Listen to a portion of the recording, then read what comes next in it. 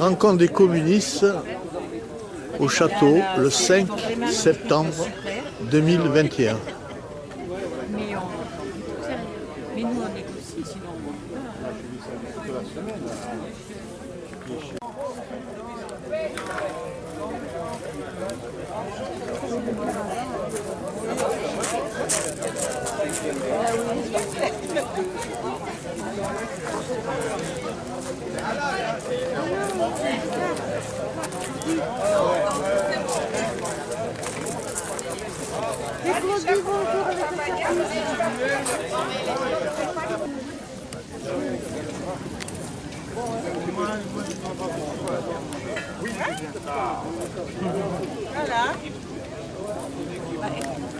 Et tout le monde aurait préféré, j'en suis certain, faire la fête du château et réaccueillir des milliers de personnes ici pour débattre, discuter, échanger et faire la fête. Mais tenir des initiatives comme vous faites aujourd'hui et partout en France, des camarades le font, je crois que c'est indispensable. Parce que depuis 2 ans, il y a une crise sociale, il y a une crise sanitaire évidemment, crise économique, une crise climatique encore. Et cette crise sanitaire et épidémique, elle nous a surtout séparés des nôtres, de nos familles, de nos amis, de nos camarades, des gens. Et elle a isolé. Et une des premières choses que nous avons à faire en tant que communistes, c'est de retourner voir les gens, pour discuter et débattre de tout. Et surtout de ce qui va nous animer dans la prochaine période pour les élections présidentielles avec Fabien et les élections législatives avec notre programme. Mais nous aurons l'occasion d'en rediscuter tout à l'heure. Vous voyez, j'ai fait 2 minutes. Donc je vous souhaite un bon appétit, un bon apéro, et puis à tout à l'heure. Merci. Juste 2 mots, mais je rallonge pas. Nous aurons une délégation kurde, nous aurons la FSU, nous aurons la CGT et le SNUIPP, merci, qui prendront la parole juste derrière aussi au moment du débat. Voilà, bon app. Ça va ? Et voici le grand pique-nique de la Fédération du Parti communiste 06. Salut. Ils sont où les camarades? Je voyais, je suis arrivée, je voyais des gens qui commençaient. Il s'est dit, je suis dans une auberge. Salut. Et vous, la CGT? Ah, Gérard. Ça va bien? Ouais. Je ne peux pas dire quelque chose, mais on fait des...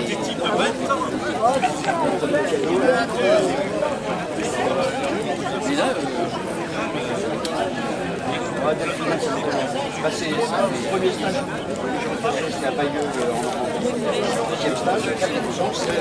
Ils sont costauds. J'avais la Mireille quand même. Qui vient avec Il y a encore de la café, moi je pense que j'avais la muselle.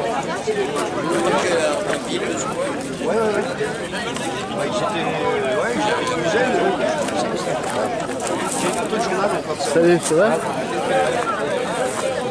il m'avait rencontré à Confolent et du coup elle m'avait demandé de me dire d'accord pour un stage, 14 ans, j'en viens de l'arrêter. Et ben, elle aussi, on a eu des prises de taille. Eric, je viens avec mes frangins qui faisaient des cabarettes, le stage de Confolent, il a l'eau.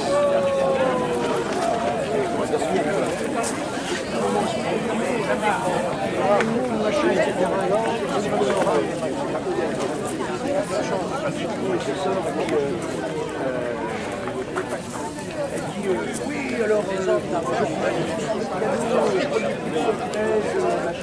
Alors on sourit. bien mis la beugle. Tu vois qu'on peut compter sur... Allez,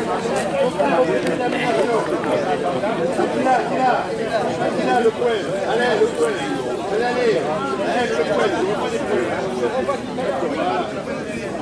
Allez, le poil.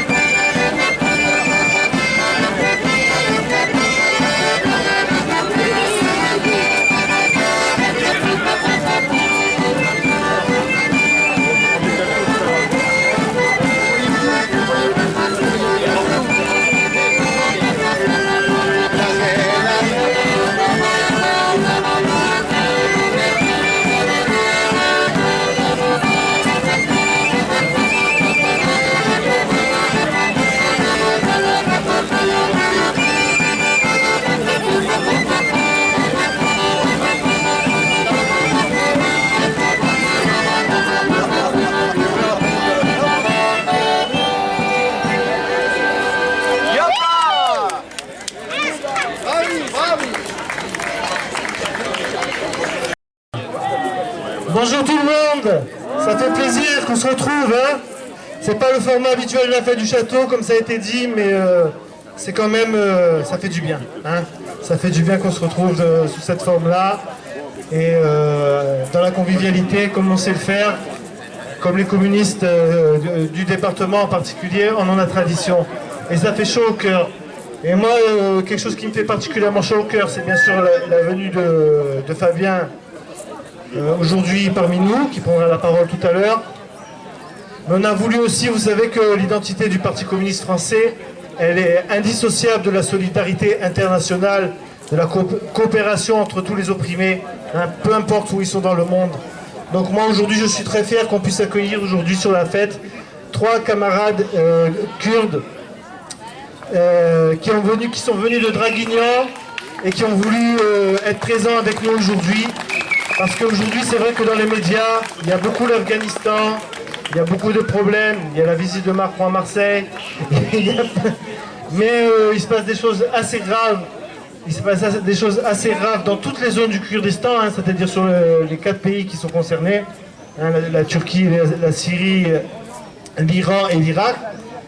Et voilà, ça c'est le grand absent des médias français, et, que ce soit sur le service public d'ailleurs, hein, comme sur les chaînes privées. Donc aujourd'hui, moi je ne vais pas vous garder la parole plus longtemps que ça, et je vous propose d'écouter Kaya, qui est un des camarades qui est venu ici. On va lui laisser quelques minutes pour présenter la situation, voilà, et nous dire le message qu'il veut faire passer. Voilà, merci.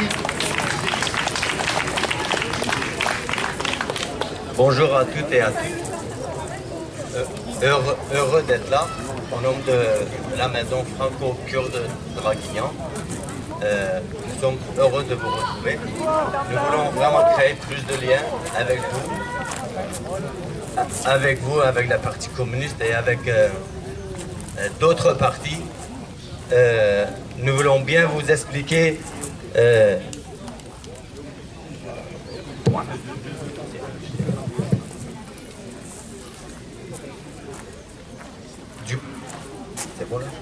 du projet de Rojava, le combat qu'il y a eu contre Daesh il y a quelques années. Aujourd'hui, nous ne sommes plus dans les médias. On a été déjà oubliés comme ce qui ne s'est rien passé. Le danger, il est toujours là, il est toujours présent. Comme l'Afghanistan, Taliban a pris le pouvoir en 2-2, on ne sait pas ce qui s'est passé, etc. Et aujourd'hui, tous les Kurdes dans les 4 pays, ils sont en danger, ils sont vraiment en danger. On avait des alliés européens et aux États-Unis. Aujourd'hui, on a presque plus d'alliés et le danger, il est présent, il est plus fort qu'avant. On a un projet dans les locaux kurdes en France, à Draguignan plutôt, on a le projet de la révolution de Rojava. Si les gens veulent venir, on peut les expliquer en plus de détails parce que c'est un projet qui prend vraiment beaucoup de temps, etc. Et aujourd'hui, la Turquie est devenue vraiment dangereuse pour les Kurdes. Ils utilisent les armes chimiques qui sont interdites d'utiliser. Et pourtant, ces armes-là, c'est des armes de OTAN qu'ils utilisent pour tuer les enfants et les familles, etc. Et aussi en Irak, et aussi en Irak, et aussi en Syrie, et aussi en Iran, c'est pareil.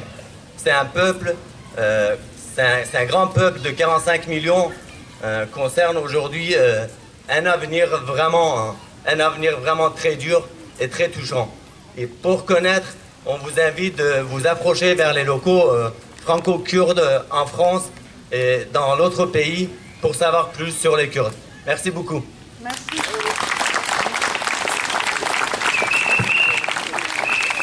Merci. Merci beaucoup Kaya. Bon, il faut savoir qu'il y a beaucoup de camarades qui sont présents aussi, notamment dans la région antiboise, et c'est voilà, plutôt sur l'ouest du département. Et c'est vrai que je pense que c'est un travail qu'on mènera de solidarité. Donc sur ce message, je pense que Fabien, je vais te proposer de prendre la parole, qu'on puisse faire le lien entre ce point de départ, hein, cette situation internationale dramatique, et élargir à des questions plus larges et surtout apporter des propositions et avoir un échange qui ensemble nous permettent justement de les construire, ces alternatives.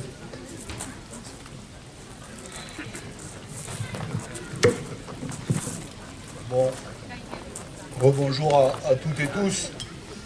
Alors, si j'ai bien compris le format, je vais essayer de tenir mes 10 minutes. Si je suis trop long, vous me coupez. Enfin, il y a beaucoup qui ont essayé, peu y sont arrivés, mais vous essaierez. Et puis surtout, après, le but, c'est qu'on ait un échange entre nous sur toutes les questions. Mais vraiment toutes. Nationales, internationales, les questions liées au parti, vos interrogations, vos doutes, vos espoirs, vos colères, tout. Mais je dis bien tout. Parce que, comme je le disais en introduction tout à l'heure, il y a besoin de débat, de se retrouver, mais surtout de confrontation d'idées. Alors je vais essayer peut-être en 3 points. La première chose, c'est évidemment parler quelques minutes de l'actualité internationale. Nos camarades kurdes viennent d'en dire un mot et il est important de faire vivre cette solidarité internationale. Elle est l'ADN des communistes. D'ailleurs, comme le combat de nos frères et sœurs kurdes, palestiniens et palestiniennes, qui ont vécu un drame encore il y a quelques mois, mais qui continue. Parce que même si, comme vous, l'actualité, je dirais, médiatique, fait qu'ils ne sont pas sous les feux des projecteurs, la colonisation et le projet de l'extrême droite israélienne continuent. Et les expulsions de familles palestiniennes, notamment à Jérusalem-Est, continuent. Et d'ailleurs, ce n'est pas vous qui me direz le contraire, puisque ici vous avez un député, je crois candidat à la primaire des droites, ou de l'extrême droite, je ne sais pas comment il faudrait le dire, le concernant, mais qui vient de faire une proposition sur les questions internationales et de dire que s'il était élu président de la République, son premier acte serait, au mépris du droit international, de reconnaître Jérusalem comme capitale unifiée de l'État israélien, c'est-à-dire de s'aligner sur la politique de Trump, qui lui-même a reconnu Jérusalem comme capitale unifiée d'Israël. Et donc c'est le grand projet d'expulsion de dizaines, de centaines plutôt, de milliers de familles palestiniennes. Et mon ami, parce que je peux dire mon ami Salah Hamouri, que j'ai visité plusieurs fois en prison et avec qui je garde des liens indéfectibles, continue à me donner souvent des nouvelles. Et vous avez vu qu'il y a encore quelques semaines, le gouvernement israélien a décidé de ne pas lui renouveler sa carte de résident de Jérusalem. Et donc pour lui, mais à travers lui, comme beaucoup, c'est l'expulsion de Jérusalem et donc de la Palestine, et donc qu'il l'attend. Et donc il nous faut continuer évidemment à faire vivre cette solidarité, comme il est important durant les dernières semaines que ce qui se passait à Kaboul. Mais je ne vais pas faire trop long, sinon je vais pouvoir passer 1 heure. Et il faudrait décortiquer depuis 40 ans ce qui vient de conduire l'Afghanistan à un nouveau chaos, avec l'arrivée des talibans, où on va laisser le peuple afghan entre les talibans et d'autres terroristes de Daesh, c'est-à-dire que le peuple afghan va payer presque 40 ans d'ingérence occidentale et notamment nord-américaine. Et il faut voir comment nous avons aussi, et c'est notre honneur, à travers notamment nos militantes et nos militants, mais aussi nos élus et notamment nos maires. Un certain nombre de maires ont dit que contrairement au président Macron, nous étions les bras ouverts pour accueillir les réfugiés et l'asile politique à ces milliers d'hommes et de femmes qui fuyaient le chaos, les guerres et les misères. Et c'est aussi notre honneur de continuer à faire vivre cette solidarité internationale avec les Afghanes et les Afghans. Parce que même si les Occidentaux se sont retirés, il reste des dizaines et des centaines de milliers de personnes qui vont être sur le joug des talibans et qui vont subir la pire des politiques. Et nous avons abandonné là-bas des hommes, des femmes et des enfants qui avaient notamment aidé l'armée française lorsque nous y étions, mais aussi nous avons abandonné des milliers, des dizaines de milliers de progressistes, d'hommes et de femmes, d'artistes, bref, de tout ce qui fait la richesse de ce peuple afghan extraordinaire, et dont nous continuons à dire que nous sommes les bras ouverts pour les accueillir, parce que le droit d'asile est indéfectible et qu'il faut le faire vivre et continuer à le faire vivre, comme partout dans le reste du monde. S'il y a des peuples opprimés, s'il y a des gens qui, parce que pour leur orientation sexuelle, leur orientation politique, ou bref, tant d'autres choses, sont persécutés, alors la France doit avoir les bras ouverts et qu'elle en a la capacité, dans ce grand pays, d'accueillir dignement des hommes et des femmes. Mon deuxième point, parce que je ne veux pas être trop long, il est évidemment sur la crise épidémique. Et je sais en disant ça maintenant que peut-être que nous ne serons pas toutes et tous d'accord. Mais je vais le dire quand même. La crise épidémique que nous traversons a causé des millions de morts à travers la planète. Plus de 130 000 personnes ont perdu la vie. Comme vous, peut-être, j'y ai perdu des amis, et des amis proches. Un certain nombre d'entre vous connaissaient par exemple Jan Lopolotek, un dirigeant de notre parti. Il se trouvait qu'il était un camarade et un dirigeant, mais il était mon ami, il était surtout mon voisin, à une maison. Je connaissais Yann personnellement. Et je l'ai vu partir en moins d'un mois, à 60 ans. Et je ne m'y risons pas. Comme vous, peut-être, j'ai eu le Covid. Et je sais que ce n'est pas une petite grippette. Et qu'elle peut mettre à plat même les hommes les plus gaillards, comme on dit chez moi. Et donc, il est tout à notre honneur, au Parti communiste, d'avoir dit, depuis le début, que le vaccin était un progrès scientifique énorme. Il est tout à notre honneur au Parti communiste d'avoir dit, depuis le départ, depuis des mois et des mois, même bien avant que nous commencions à vacciner, qu'il fallait que le vaccin, ce produit scientifique, puisse ne pas être sous le joug des big pharma et d'une propriété privée qui fasse que des grands groupes pharmaceutiques se fassent des milliards d'euros de dividendes sur la maladie. Depuis des mois et des mois, avec d'autres, nous avons joint nos voix avec beaucoup de gouvernements, une centaine. On a beaucoup parlé des Indiens, des Sud-Africains et tant d'autres, avec d'autres forces politiques, syndicales et associatives, ici en France, et notamment à gauche, pour dire qu'il fallait libérer les brevets, et que si c'était un progrès scientifique, alors il fallait produire le vaccin, et surtout permettre son accès universel à toute l'humanité. Parce que lorsqu'il y a une pandémie mondiale, alors il ne peut pas avoir d'immunité collective que sur un seul territoire. L'immunité collective, je ne suis ni épidémiologiste, encore moins médecin, je n'ai pas fait d'études. Mais lorsqu'il y a une épidémie mondiale, alors la cause doit être mondiale et tout le monde doit avoir accès au vaccin. Et donc oui, nous pouvons avoir bien des débats avec le gouvernement, et croyez-moi que nous en avons avec le Parti communiste, et que personnellement, je ne suis pas un des plus tendres avec le gouvernement depuis 18 mois sur sa gestion de crise sanitaire.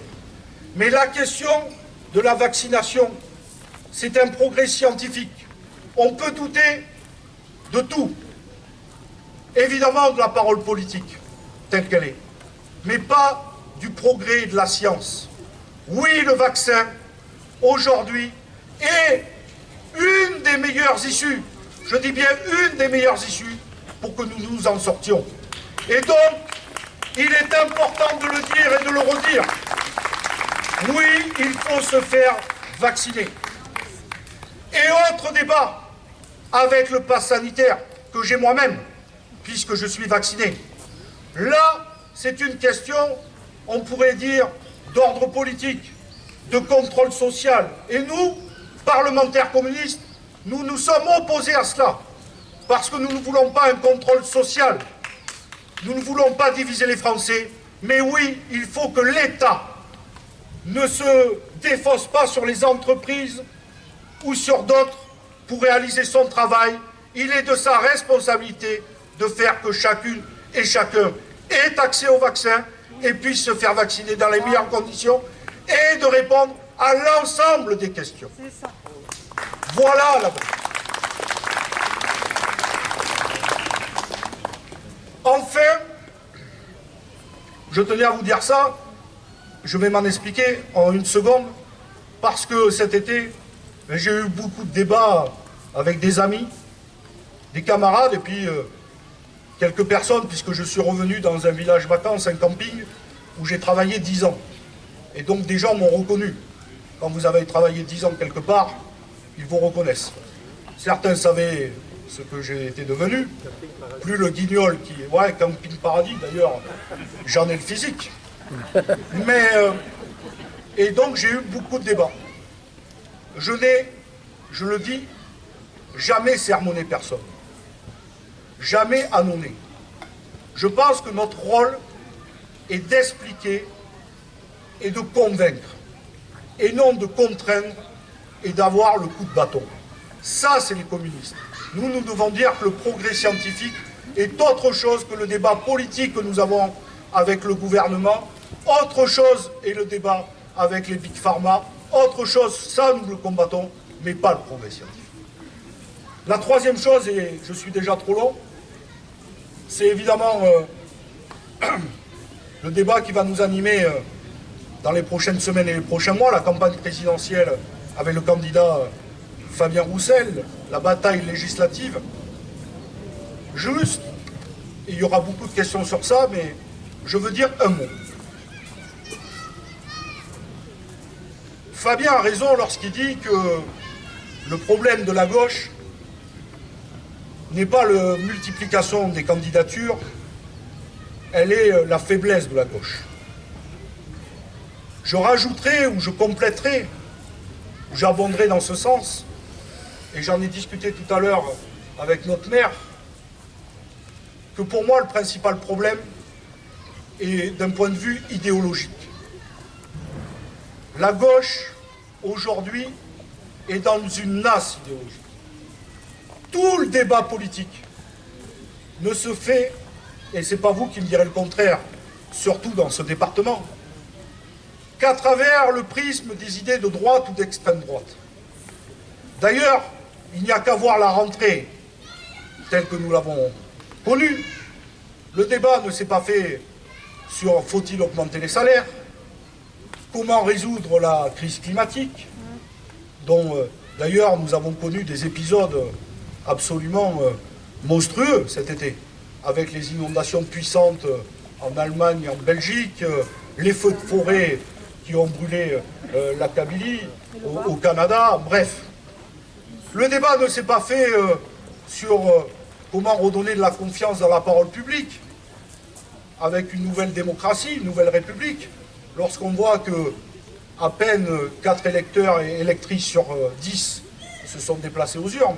Et la faute n'est pas qu'au Covid. La faute est la confiance. Est-ce que la politique peut changer la vie? Non, non. Le débat ne s'est pas fait autour de ces questions, qui sont essentielles pour nous. Le débat s'est fait sur est-ce que la prime de la rentrée scolaire paye les écrans plats des foyers modestes?